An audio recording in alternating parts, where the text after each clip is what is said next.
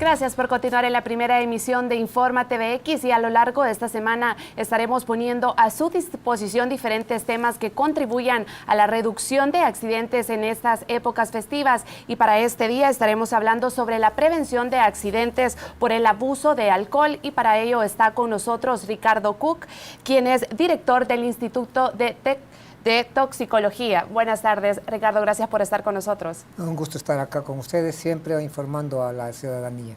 Así es, y para poner en contexto la entrevista de este día, según un informe sobre la situación mundial de la seguridad vial editado por la Organización Mundial de la Salud, destaca que conducir bajo los efectos del alcohol aumenta la probabilidad de accidentes y que este termine en muertes o traumatismos graves. Además, destacan que solo 34 países en todo el mundo cuentan con las leyes nacionales sobre conducción bajo los efectos del alcohol que establece el límite de concentración de alcohol en la sangre.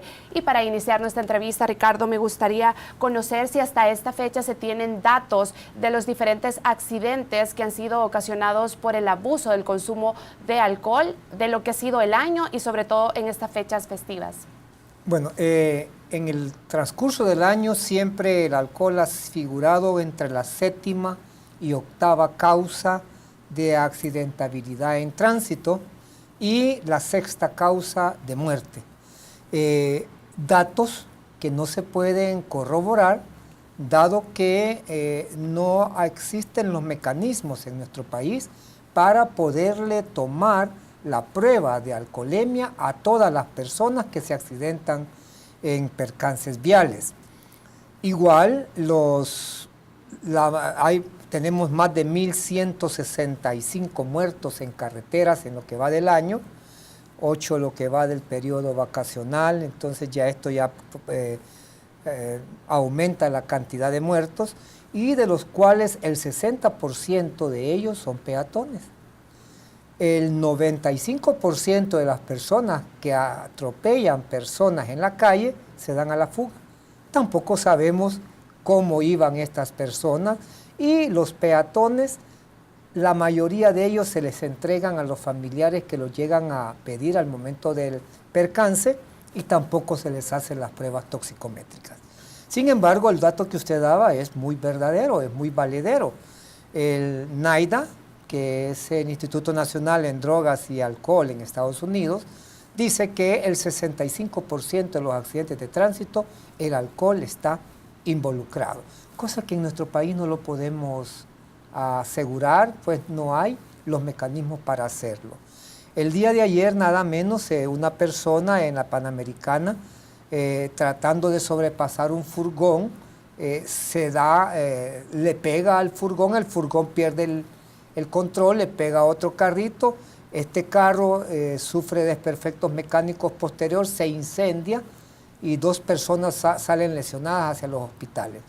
Se supone que el conductor iba ebrio, se supone que. Y si usted va a los hospitales, en ningún hospital le hacen pruebas toxicométricas. Entonces, todo esto hace que las estadísticas haya un subregistro, no pongamos que no sean verdaderas, sino que haya un subregistro real de lo que en verdad está pasando en nuestro país. La verdad es de que usted lo logra ver, y la percepción de las personas es muy clara, donde dicen que se accidentan porque van bolos. Y eso es una cosa que lo venimos repitiendo desde tiempos, y siempre estamos en la misma sintonía. ¿Y qué datos importantes podríamos destacar, Ricardo, sobre las diferentes campañas de prevención que se han llevado a cabo para reducir estos accidentes y los exámenes antidoping realizados en este año y sobre todo en estas fechas festivas? Bueno, lo que va del periodo vacacional del 23 de diciembre que inició el Plan Belén hasta esta fecha, se han detenido a 25 personas manejando con niveles de alcohol que sobrepasan los 100 miligramos sobre decilitro. Si hacemos una comparación con el mismo tiempo en el año pasado, ha habido una reducción. El año pasado se habían detenido 33 personas, o sea, hay una reducción de 8 personas este año que el año pasado. Los niveles de alcohol siguen siendo alarmantemente altos. El día domingo tuvimos una persona en Aguachapán con 610 miligramos sobre decilitro y el día de ayer una persona en Santa Tecla con 704 miligramos sobre decilitro. Eso implica, los dos hombres, eso implica que la gente está tomando abusivamente y arriesgándose a subirse a un vehículo y conducirlo. No sé si usted tiene datos de cuántos exámenes antidoping se están realizando para estas festividades. Sí, lo que mi dirección pretende realizar en estas festividades son aproximadamente 3.000 pruebas de alcohol. Sin embargo, no solamente mi unidad está trabajando en estos mecanismos de control, sino que también la unidad antidoping del BMT, que escuché que se habían propuesto realizar unas 6.000 pruebas, y también los 1.200 efectivos de la Policía Nacional de Tránsito, que se van a colocar aproximadamente unos 800 controles vehiculares en todo el periodo vacacional, en lo que son pruebas de antidoping, reductores de velocidad, controles láser, por pistolas láser de velocidad, etcétera, para que las personas puedan sentirse un poquito más tranquilas, que las personas que vayan manejando con niveles de alcohol inapropiadamente van a ser retiradas de circulación. El año pasado el Viceministerio de Transporte mencionaba que alrededor de 3 personas morían al día por accidentes de tránsito. No sé si usted conoce si ha habido un aumento o una reducción de este promedio para este año. No, ha incrementado. Ha incrementado. Llevamos 100 muertos más este año que el año pasado.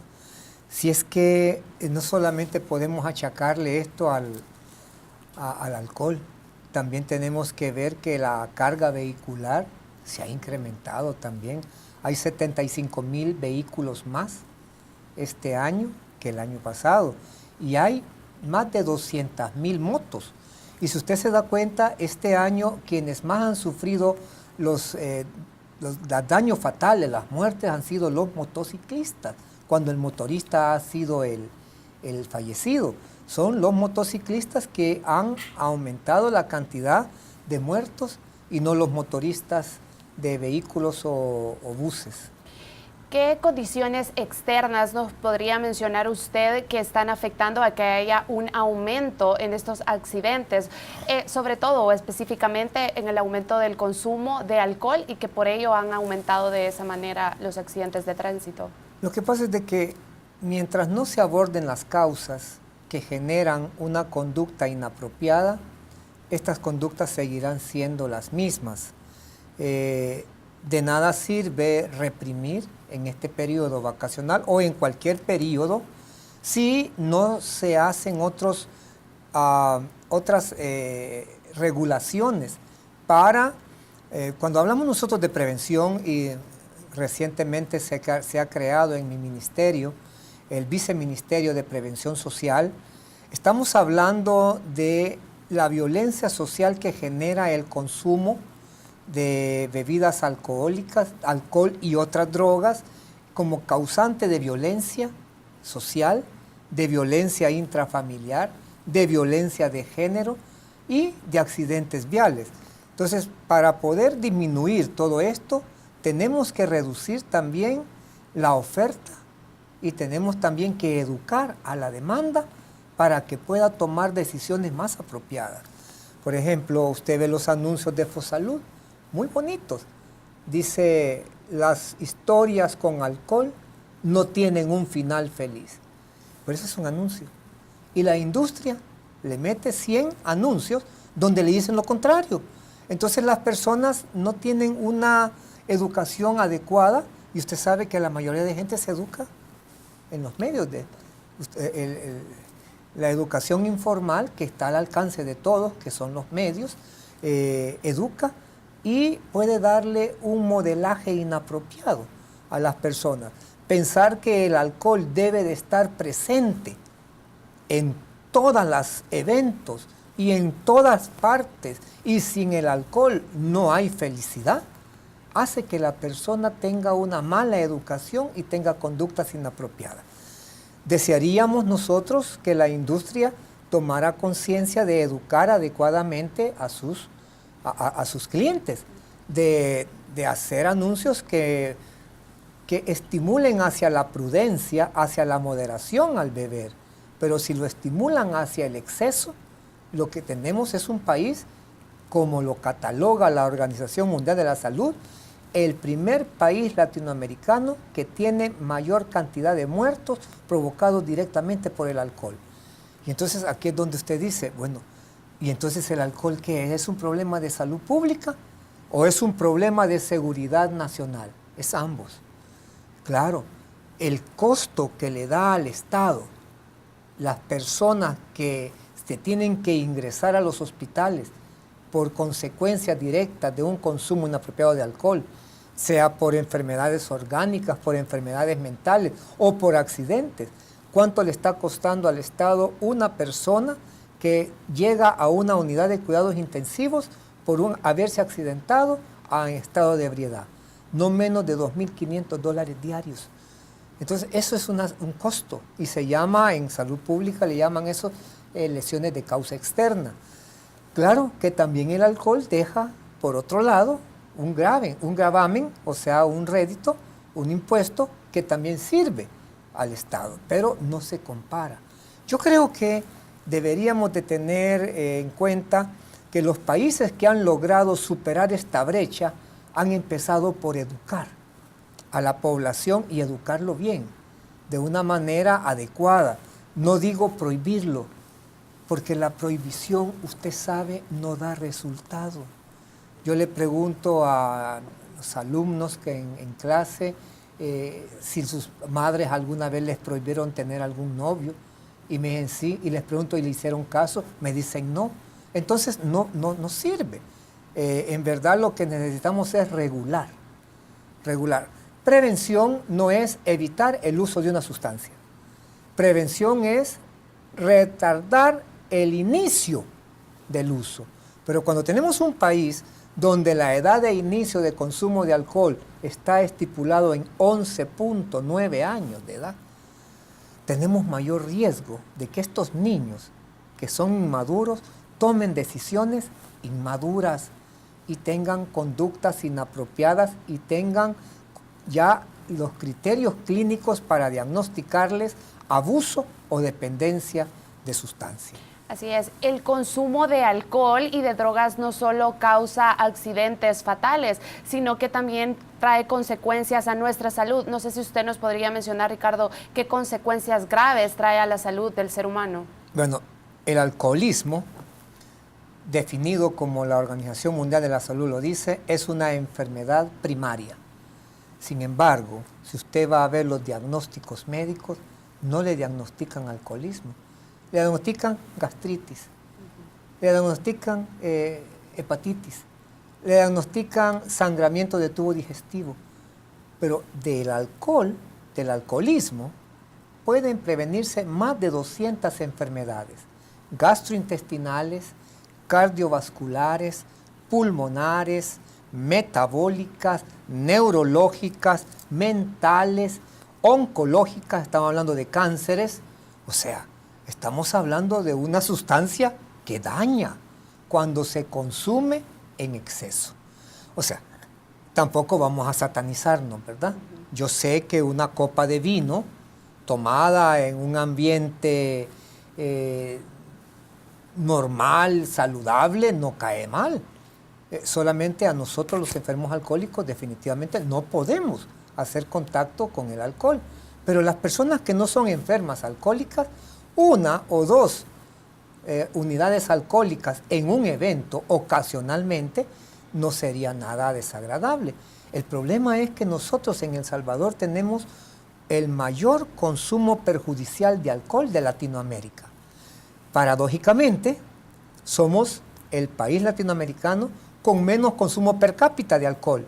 O sea que pocos salvadoreños toman, pero los pocos que toman mucho. Entonces, aquí, y esto es educativo, esto es cultural, es como nos están educando, es lo que vemos, es el modelo televisivo, el modelo de la casa, porque el papá también es así, el modelo de los estadios, tantos modelos inapropiados que tenemos que hacen que el salvadoreño y la salvadoreña, y ahora más la salvadoreña, esté entrando al rollo del consumo abusivo de alcohol y también de otras drogas.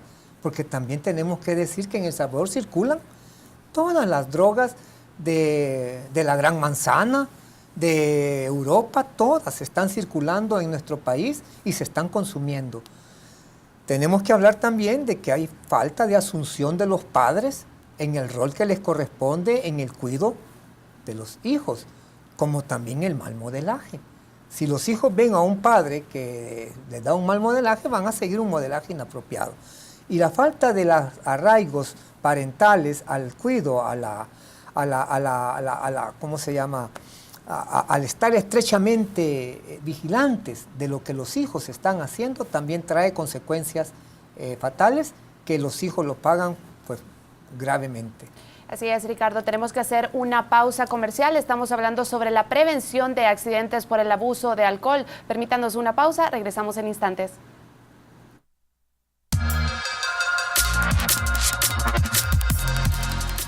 Gracias por continuar en el espacio de entrevista de Informa TVX y en esta oportunidad estamos hablando con Ricardo Cook, quien es director del Instituto de Toxicología de acá del país. Y para continuar la entrevista, Ricardo, me gustaría saber cómo se puede detectar que una persona tiene problemas de alcoholismo. Bueno, existen criterios clínicos que el DSM-4, ahora DSM-5, avala para poder hacer un diagnóstico y dice que es el consumo recurrente. Y fíjese bien, no porque una persona se embriagó el 24 ya lo vamos a este es enfermo alcohólico. No, si estamos en una época festiva y a cualquiera se le puede pasar la mano, pero si esto lo hace recurrentemente, entonces sí ya va entrando en el criterio. Consumo recurrente de alcohol con el consiguiente fracaso en sus obligaciones laborales, académicas y domésticas que afectan la salud de él y la de de su familia. Consumo recurrente de sustancia en situaciones que hacerlo es francamente peligroso. Problemas legales a repetición por el uso de la sustancia. Y esta sustancia le provoca problemas o le hace más grande lo que ya tiene. Si una persona le dijo sí a uno de estos 4 criterios en un periodo de 12 meses o más, pero no tiene criterios de dependencia, el diagnóstico es abuso de sustancia y hay que intervenirlo. Pero tenemos lo peor, que es los casos más graves, que son las personas dependientes. Y el primero es, y aquí lo vamos a hablar claro como lo hablamos en El Salvador, el primero es tolerancia. ¿Qué es tolerancia? Es la capacidad que tiene el individuo de incrementar cada vez más la cantidad de alcohol para sentirse bien. Esto en pocas palabras nosotros lo conocemos como ladrillo seco. Si usted ya es ladrillo seco. Segundo, si ya tiene síntomas de retirada de la sustancia al día siguiente, o sea, en pocas palabras, si usted ya amanece de goma, ladrillo seco, goma, y si usted ya hace intentos por ejemplo, dice, vamos a tomarnos unas 2 que 3, pero ya lleva 12 y no para, es porque usted ya perdió el control. O sea, tolerancia, síndrome de abstinencia y pérdida de control, y la pérdida de control nosotros la conocemos en El Salvador como picarse. O sea, si usted ya es ladrillo seco, amanece de goma y se pica, ya tiene los 3 síntomas cardinales de la adicción. Y esto ya no hay otra cosa más que hacer que abstinencia completa. Una persona que pierde el control jamás la va a volver a recuperar. El cuarto criterio es deseos infructuosos por detenerse. El quinto criterio es interfiere en todas sus actividades de la vida, hasta en las recreativas. El sexto criterio es pierde mucho tiempo en actividades relacionadas con conseguir, consumir y reponerse. Y el último es continúa consumiendo a pesar de tener el conocimiento que le está haciendo daño. 3 de 7 en un periodo de 12 meses o más, dependencia. Si nosotros tuviéramos en todas las unidades de salud gente especializada para poder tratar estos casos, atenderlos precozmente, tendríamos menos consecuencias negativas. Entonces, lo que nosotros planteamos es que esta enfermedad debe de abordarse desde todos los ángulos. Primero, hablando de tránsito, ¿por qué razón los compatriotas que vienen de Estados Unidos, ya acaban de venir un montón, ¿verdad? Y ahí andan bolos, y ahí andan manejando bolos, y ahí andan haciendo todo desórdenes, ¿no? Pero usted lo va a visitar a Estados Unidos, estos mismos compatriotas, allá se comportan de otra manera, y no te las vas a echar ahora, vos. No, ando manejando. ¿Y por qué? No, es que aquí las multas son. Entonces aquí la multa no vale la pena. Allá la multa sí vale la pena. Entonces yo estoy de acuerdo con el señor ministro de Obras Públicas en incrementar las multas para educar mejor a la población. Otra situación es que acá no tenemos cárcel para las personas que cometen homicidios culposos bajo efectos del alcohol. Hemos tenido casos ejemplares. Hace poco en Cojutepeque un señor pasó llevándose a 3 personas de un camión, los mató y mató hasta la mamá que la llevaba al médico de un infarto. 4 muertos por un alcohólico. ¿Cuántos años le caen? 3. Y en nuestra legislación 3 años es excarcelable. Acá en el Redondel Masferrer, otra persona mató a 3 personas que venían de un centro médico. ¿Cuántos años le cayeron? 3. O sea, no hay un momento de reflexión para la persona y también para las víctimas. Un resarcimiento moral, aunque sea. La víctima tiene que sentirse que se ha hecho justicia. Debe de haber cárcel para estas personas reincidentes y debe de retirarse de la licencia definitivamente aquellas que no hacen caso. En Estados Unidos existe una modalidad que o usted paga o hace trabajo comunitario. Entonces aquí también podríamos dar esas alternativas, pero no trabajos comunitarios light, trabajos comunitarios que de veras tenga que ver con hacer algo por la comunidad. Entonces tenemos que hacer algo para que la gente se eduque. Colombia lo logró en 25 años. Colombia es el país latinoamericano con menos muertos por alcohol actualmente, 1.4. El Salvador es el que tiene más muertos, 27.8. ¿Qué hay que hacer? Empezar por educar. Antanos Mockus lo hizo así y le fue bien. Hay que tomar buenas prácticas. ¿Y qué medidas de educación considera que son las apropiadas para poderlos lograr? Yo pienso que si el Ministerio de Educación tiene a su alcance casi 2 millones de personas, pues hay que hacer un eje transversal en toda la currícula educativa que hable de drogas, cómo prevenirlas, cómo darse cuenta que uno es posible, porque uno sabe cuándo es posible. Yo, por ejemplo, yo soy adicto recuperado, y la adicción es una enfermedad que es, según el enfoque biopsicosocial, que tiene 3 condiciones para que se dé. 1, la predisposición biológica. Yo haciendo de un padre y una madre con condición de alcohólico. Mi padre era un alcohólico, mi padre era un tabaquista, mi padre era un jugador, y entonces esas condiciones se heredan. Y aunque no se crea, en 1970, después de que se diseñó el genoma humano, se empezaron a hacer estudios cromosómicos y se encontró que en el cromosoma 1 y en el cromosoma 11 habían genes que predisponían a las personas dependientes de sustancias a volverse dependientes en un momento. O sea, ya empezar a enseñarle al niño, tu papá es alcohólico, tú tienes riesgo de ser alcohólico, ¿no? Tenés familiares alcohólicos, y esa es la forma como se van educando, no con el miedo, sino que con la conciencia, crearle conciencia al niño. El segundo factor es el psicológico. Un libro de medicina dice, no se ha visto un adicto salir del seno de una familia integrada y funcional. ¿Entiendes? O sea, la integración familiar y la funcionabilidad familiar es lo que da más protección que cualquier otra cosa. Le hace una personalidad al individuo que le pueda hacer resistirse a la oferta de las drogas.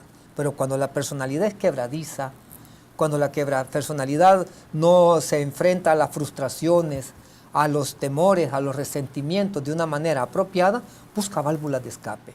Ahí están las drogas, Ahí están tantas cosas que ofrece el mundo sensual para poder escapar de ella. Y la tercera es el medio ambiente. ¿Y aquí es el medio ambiente? Bueno, de riesgo. El Salvador es un país de riesgo. Acá hay un fácil acceso a cualquier sustancia. Los patrones culturales, aquí se toma por todo y por nada. El consumismo, mire cómo lo anuncian. Si prácticamente le están diciendo, dele con todo. Y las creencias que las personas que consumen son poderosas, están en algo. Y si no estás en esto, no estás en nada. Entonces todo esto tiene que ver para hacer ya el ciclo biopsicosocial de una adicción. ¿Cómo se aborda? Igual. Primero, la biología hay que aceptarla. Yo tengo 22 años de no beber y sé que si ahora tomo, no voy a parar. ¿Por qué? Porque biológicamente yo no he cambiado. Hay algo dentro de mí que no es que sea voluntad, no es que sea irresponsabilidad, no. Se ha descubierto un compuesto que se llama tetrahidroisoquinolina, que se forma por el incremento de dopamina y acetaldehído, que es un metabolismo en el intermedio de la eliminación del alcohol, que se forma y que es lo que nos hace ser compulsivos. Y eso yo no lo he cambiado. Yo he modificado mis conductas, mi personalidad, claro, esto es dinámico, pero mi biología, esto es estático, eso sigue siendo. Entonces, aprender a reconocerse y aceptar. Además, después de tanta vuelta por el mundo de las drogas, llegué a entender que no son necesarias, porque todo lo que las drogas hacen, los puedo hacer yo sin necesidad de drogas. Las drogas actúan porque se colocan en sitios de los neurotransmisores como serotonina, dopamina, adrenalina, noradrenalina, acetilcolina, que los produzco yo y que eso me hace a mí ser activado. Y si quiero yo reprimirme, también tengo ácido gamma-aminobutírico, tengo GABA, tengo endorfinas. Y hay hasta un neurotransmisor que se ha descubierto recientemente que es un cannabinoide natural. O sea que también el cuerpo produce marihuana de una forma natural. Entonces, ¿por qué necesitar drogas si yo las produzco adentro? Y estas que yo produzco no me van a dar exceso, ni me van a dar goma, ni me van a dar problemas. Las voy a poder yo controlar porque yo las produzco y yo las regulo. Es importante lo que usted menciona porque sabemos que el consumo muchas veces de drogas o de alcohol se vuelve como la dependencia de decir yo me siento bien consumiéndola, me hace sentir mejor. Y a mí me gustaría saber si aquí en el país obviamente existen instituciones que ayudan a estas personas con adicciones, sí, pero ¿qué tan buena ayuda le brindan a estas personas y qué tan importantes son en el proceso de salir de esa adicción en la que han entrado? Desgraciadamente no tenemos universalidad de instituciones en todo el país. Tenemos tratamientos residenciales y tenemos tratamientos ambulatorios. De los tratamientos residenciales, la mayoría son hogares cristocéntricos, ¿verdad? Son hogares que actualmente, en coordinación con la Comisión Nacional Antidroga, ellos han contratado docentes, dentro de ellos yo, para formar operadores socioterapéuticos en adicciones. Se capacitaron a los pastores, a los adictos recuperados en este tema de la enfermedad de la adicción, cómo hacer abordajes más indicados para que tengamos resultados más efectivos. Y ahorita hay más de 260 operadores socioterapéuticos trabajando en estos hogares. Tenemos otros hogares más estructurados como Hogares CREA, con un programa de 21 meses de duración, también residencial, y hay programas ambulatorios. Nacionalmente tenemos dos posibilidades, los equipos de salud mental de MinSal y los equipos del Seguro Social. Aquí tenemos el Policlínico Arce, que también está trabajando con terapias grupales, terapias individuales, farmacoterapia, y sí se puede salir adelante. Pero donde hay más importante, quizás lo que a la gente tiene más al acceso, porque no se pagan cuotas, no se pagan inscripciones, no tiene que dar nada, son los grupos de alcohólicos anónimos y los grupos de narcóticos anónimos. es real. Hay más de 200 países que tienen estos grupos. En El Salvador yo he ido desde La Unión hasta Metapán, desde Acajutla hasta dónde hemos ido, hasta Hilo Vasco, a todas partes, en grupos de alcohólicos anónimos, dando charlas para darle esta explicación, ¿no?, a la gente. La gente necesita saber por qué. ¿Y yo por qué soy enfermo? Yo no quería esta enfermedad. ¿Quién me la pasó? ¿Cómo hago para curarme? Tenemos que entender que esta es una enfermedad incurable. Esta es una enfermedad primaria, multicausal, progresiva, reincidente.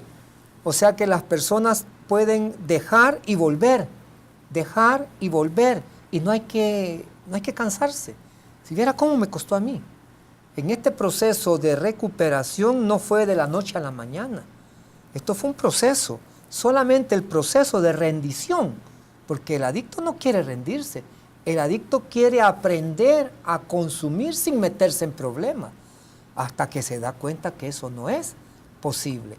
Aunque algunas veces puede ser muy tarde, nunca, nosotros decimos, para Dios nunca es tarde, siempre es en el momento preciso. Entonces, ahí están los grupos en todas partes.